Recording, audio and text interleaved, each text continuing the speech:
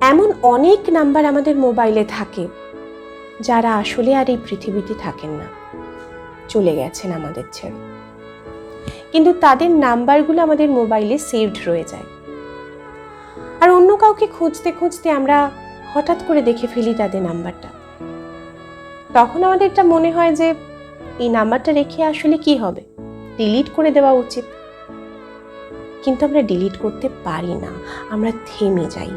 ওই মানুষটা নেই ঠিকই, কিন্তু ওই মানুষটার নাম্বারটা আমাদেরকে ওই মানুষটাকে মনে করিয়ে দেয়। তখন আমরা ছুটে যাই ওই মানুষটার সঙ্গে করা মেসেজগুলো দেখতে।